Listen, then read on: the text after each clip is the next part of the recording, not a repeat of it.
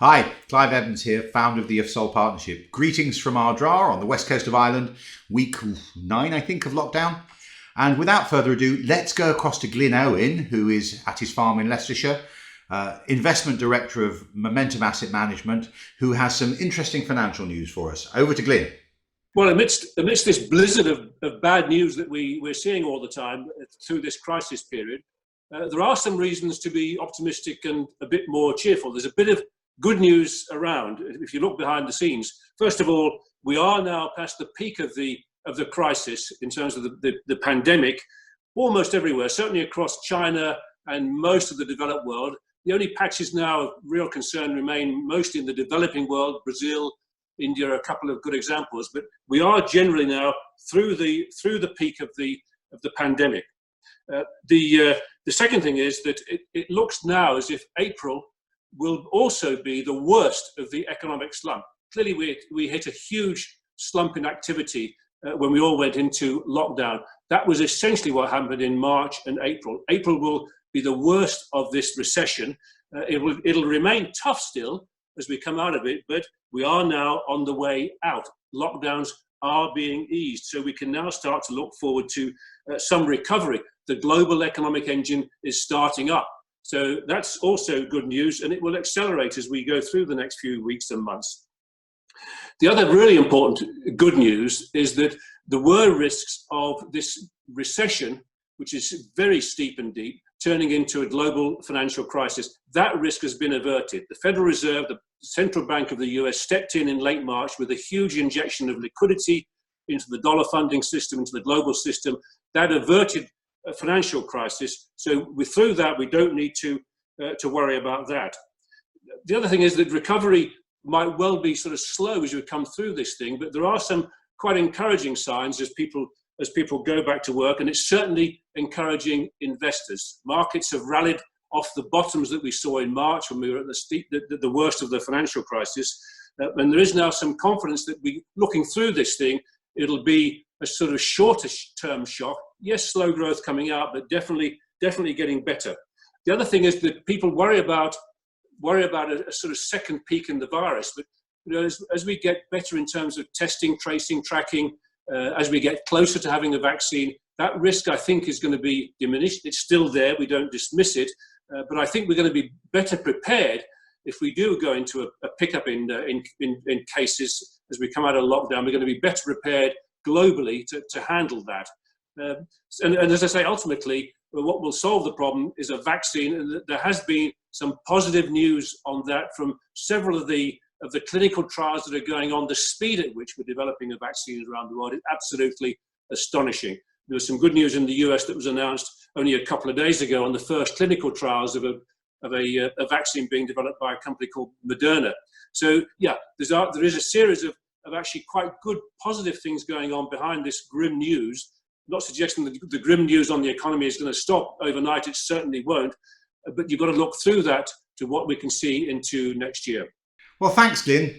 Good to hear there's some good news. It can look a bit strange to everybody out there, can't it? But hey, guys, let's try and concentrate on some good, positive things, because that's what I've been trying to bring you for the last 8 or 9 weeks. And I've got some more good news for you. The good news is it's your life and you're going to take control of it. That's what I've been trying to get you to do for the last 9 weeks, isn't it? I hope you can see that. And the key issue that I want you to try and understand is it's not about the money, or is it? Because here's the thing. The goal isn't more money. The goal is living life on your terms. And that's what money can do for you. We know that you're hard at work somewhere or other in the world, helping somebody in the global elite live their dream life. We think you're entitled to live your own dream life as a result of that. And here's the thing. Currently, you're in this dependent mode because everything you do depends on them. How you get paid, what you do, your life, your time, your decisions, your entire life is in somebody else's hands.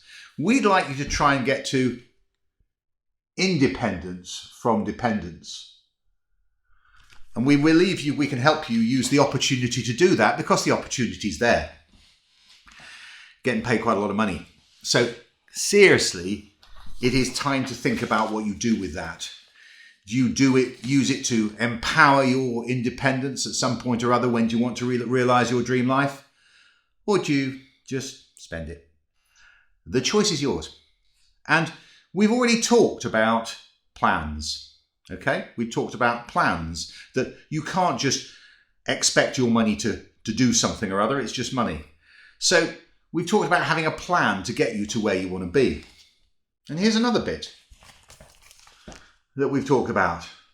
A plan is a what? A schedule is a when. It takes both a plan and a schedule to get things done. So try this.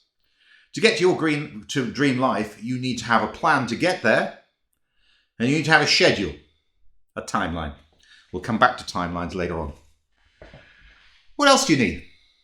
You need a vehicle. Any successful journey needs a vehicle. And that's where a lot of the thinking that we've been doing over the last 9 weeks has come into the formation of the YUFSOL partnership. Because the YUFSOL partnership gives you the last third ingredient in creating a dream life. It's a three-cornered approach. It's like a stool. You need a vehicle. Of course you need a vehicle to undertake a journey. But a vehicle without a driver doesn't go anywhere. Financial products are just vehicles. So we've preached for years, as many of you know, that you should have a plan, because that's the journey plan that takes you to where you want to go.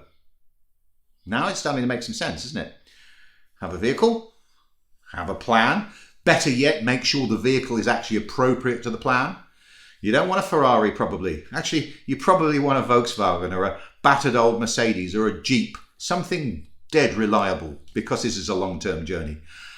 And you need to have a driver. That's you. Okay? So what's left? Who ensures the driver follows the plan and gets to the destination? That's where we come in. The YUFSOL partnership's all about ensuring you complete your plan. It's the missing part. It's providing you with that determination and commitment. If you like, it's motivation, a word that some people don't like. I do. I think it's a great thing, because I know, and Teresa knows, that being committed to something every day is hard. Things get in the way. You get distracted. People bring you the next best thing. Oh, this isn't working the way I wanted it to because I've lost interest today. You need somebody to keep you on track. That's what the YUFSOL partnership does. It's a three-cornered thing. Financial product, financial plan, and the commitment to get to the end will put you in that top echelon of people that have a dream life.